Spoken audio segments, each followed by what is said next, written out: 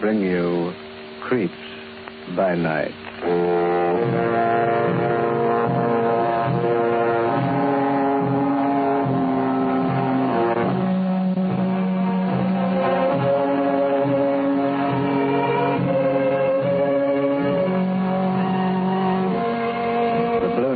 Presents the international star of stage and screen, the master of mystery, Boris Karloff, in Creeps by Night.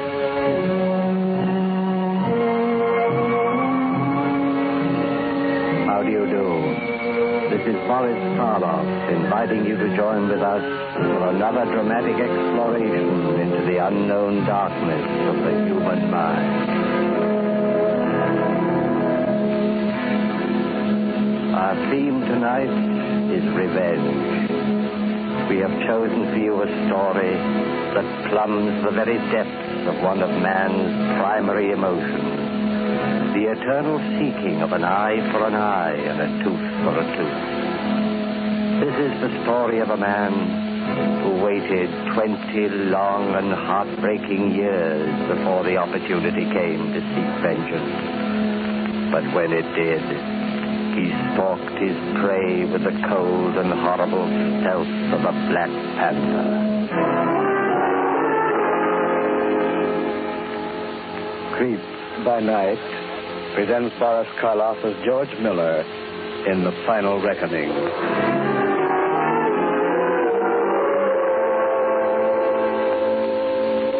Our scene is the warden's office at the state penitentiary. A middle-aged man, his shoulders hunched and his hair prematurely gray, stands before the warden's desk, clothed in an ill-fitting prison-made suit. His face is yellowed with the pallor of long confinement, but his eyes, set deeply in dark-shadowed hollows, are bright and clear. Looking at him, the warden speaks. Well, I wish you'd reconsider, George. I don't like to see you walk out of here in your condition. I'll be all right, Warden. Don't be a fool. You've just gotten over a bad case of pneumonia. Why not spend an extra week or so in the hospital? Let Doc Reed put you back on your feet. My time is up at noon today, isn't it? Yes, but we'd glad to. That's when I'm leaving. The moment that noon whistle blows. You're in no shape to travel. Look at you. You're still sick, man. Deathly sick. I've been sick for almost 20 years, Warden. Ever since those iron gates out there closed behind me. I've waited a lifetime for the cure, planned for it. Now I'm going to get it. Oh, you're just being stubborn, George. I don't understand it.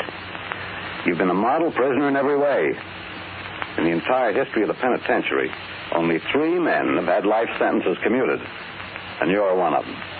And yet, in a matter that concerns your well-being, you act like an obstinate fool. Why? Because I've got something to do.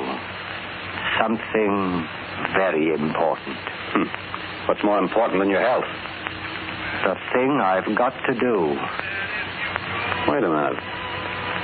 Are you going to do something that might land you back in here? Is that it? Don't worry, Warden. You know, come to think of it, George, there's something I've always wanted to ask you. Something personal. Go ahead. In all the years you've been here, why have you refused to see visitors or mail? Why did you completely cut yourself off from the outside world? Well, it all boils down to this. A man ages a lot in 20 years. His voice changes, and his way of talking. His features change. He becomes an entirely different person. Especially in a place like this. Just knowing that you're hemmed in by 4 walls, it does something to you. Something... Well, that's the answer. It's no answer at all. Yes, it is. I didn't want anyone to see me age, to see the changes that were coming over me. The way it is now, with the George Miller who's walking out of here at 44, is nothing like the George Miller who was brought in at 25. They're 2 different people. No one outside this prison will ever recognize me. And is that what you want? That's exactly what I want. Why? You've got nothing to be ashamed of. You've paid your debt to society. There's another debt I have to pay to myself. It's been owing for a long time. I don't like the way you're talking, George. What's behind all this? 20 years, Warden. The best part of my life. A minute ago, you asked me to look at myself. I don't have to look. I can feel it down inside. I'm an old man. An old man at 44. Self-pity is a bad thing, George. I'm not pitying myself. I'm thinking about what brought me here. You've got the record right there in front of you. I said I was innocent then, and it still holds. I'm innocent now. That's a closed book. Why not let it stay closed? Because there's an unfinished chapter still to be written. Remember, you haven't served your full term. You'll be on probation for 5 years. I'll remember. I've had a long time to think it over. Incidentally, while we're at it, there's one more thing that's been puzzling me. You'd better hurry. It's almost noon. 6 months ago, when it seemed pretty certain that your commutation was coming through, you made a strange request. You asked to be relieved of the job of running the prison library, a job you'd held as far back as I can remember. And you asked me to assign you as an apprentice to the prison barber. I granted that request, but I wondered about it at the time. Would you care to tell me why you suddenly decided to become a barber? I thought it might be a good idea to learn a trade. That's not true, George. There's the noon whistle. That means I'm a free man, doesn't it? Yes. Goodbye, Warden. Take care of yourself. You haven't answered my question, George.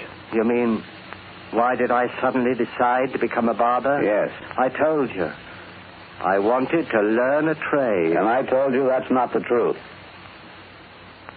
You're right, Warden. It isn't.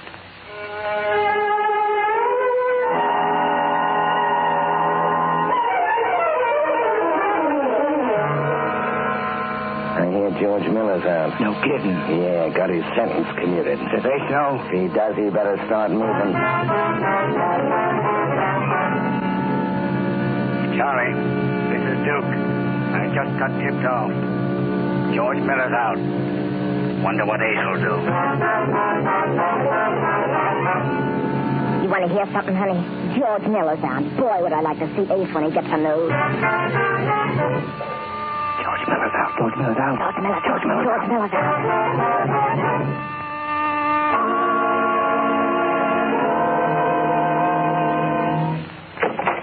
Well, what'd you learn? It's true, Ace. They commuted his sentence. He got out yesterday. What did I tell you? I spend $100,000 a year on smart lawyers, and where do I get my information? From a hophead. A barfly. But Ace... Oh, sure. I'm out of my mind. I don't know what I'm talking about. George Miller's dead. He died in prison 10 years ago, Well, that's what they told us. Who told you? Our sources of information. Your sources of information. Don't make me laugh. Now, look at And I'll get out before I lose my temper. If you don't even... Get out, I said! His sources of information. Vera, get me a drink. Oh, Ace, honey, don't get yourself all upset. Shut up. Ace, Shut up and honey. stay out of this. None of your business. Is that a nice way to talk? Who is this George Miller? I said it's none of your business. What's that? Just a doorbell. I'll answer it. Wait a minute. Now what? Don't open that door till you find out who it is. A ball that... You heard me. Find out who it is first. Okay. Who is it? Who is it? No answer, Ace. Damn. Miller, trying to trick me. Ace, why is the sheet? Take it easy. Keep your voice down. Now listen to me. In case anything happens, he threatened me. I had to protect myself. Do you understand? Yeah, but... Ace, what are you doing with that gun? Never mind. You just follow orders. All right. Now open the door. Slowly. Ace, honey. Open it, I said. Nobody here. What's that on the floor? Woo! What is it? A rat. A dead rat.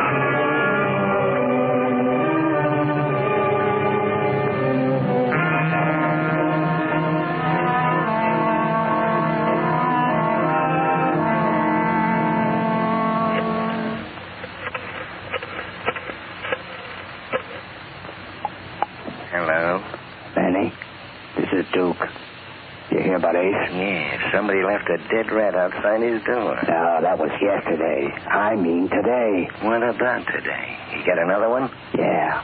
It came in a box. In the mail. Holy smoke. Ace is ducking out of town. He's scared stiff. Where's he going? Up to his hideout in the mountains.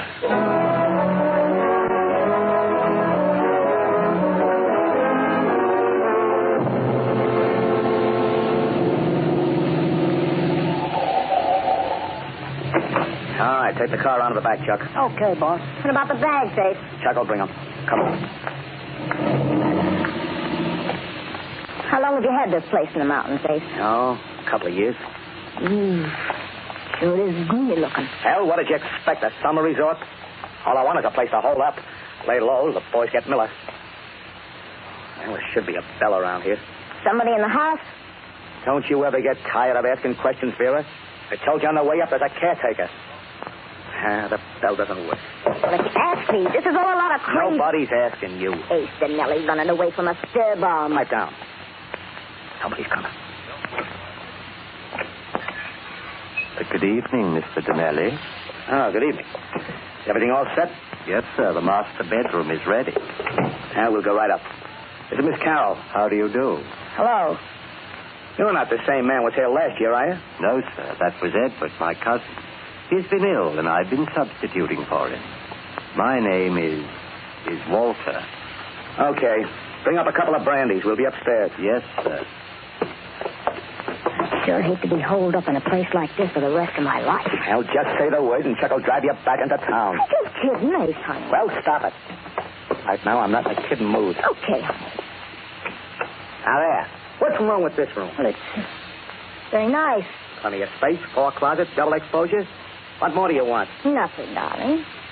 Just a kiss. Now, wait a minute. Close the door. Since when were you bashful? Now, look, Vera. Get one thing straight. I came up here to play safe. There's a guy gunning for me. Until he's out of the way, I'm not taking any chances. Sure, I understand, honey. What I don't get is why you're so afraid of this George Miller, whoever he is. What did you do to him? Yeah. In case I sent him up, put him behind bars. Did you? You know, one of these days, Vera, you're going to ask the wrong question. I know. It's none of my business. That's the ticket. Did you tell me one thing, Ace? What? Those dead rats. The one we found outside the apartment door, and the one that came by parcel post in that little wooden coffin. What do they mean? What do you think they mean? I don't know. It's got something to do with George Miller. Yeah, well, you guessed right. Miller's trying to get me jittery. He knows I've got a bad heart. Planning these things to tell me he thinks I'm a rat. A dead one if he has anything to do with it. Ace, honey. Now, don't worry. I'm safe up here. The boys will get Miller. Yeah? It's Walter, sir, with your brandy. Okay, come in. Just put the tray down on the table. Yes, sir. Will that be all, sir? I guess so. What about our luggage, Ace? Oh, yes. Did my man bring the bags up? Yes, sir. They're in the hallway, sir. Well, bring them in, will you? Yes, sir. Soda or water, Ace? Yeah, I'll take it straight. Where shall I put the bags, sir? Oh, just set them down any place. Yes, sir. Will that be all, sir? Yeah. And don't forget to lock up. I won't, sir. Good night. Night. Night. Oh, that yes and no, sir, routine is going to drive me nuts. He talks like one of those fancy movie butlers. Looks like a zombie. Here's your drink, honey. Yeah. How about you? Now, I better get the bags unpacked first. All the stuff would be wrinkled. Well, here's how. I needed that drink. Now, maybe I can relax. Sit down and take it easy, honey. You know, it's not going to be so bad staying up here for a week or two. Hey, how do you open this bag, Ace? Which one? Yours. Black leather. Oh, there's a little gadget on the lock. Just press it and it snaps open. You got it? Uh-huh. And we'll get a good rest. Oh! What's the matter? Look! The bag. What? Another dead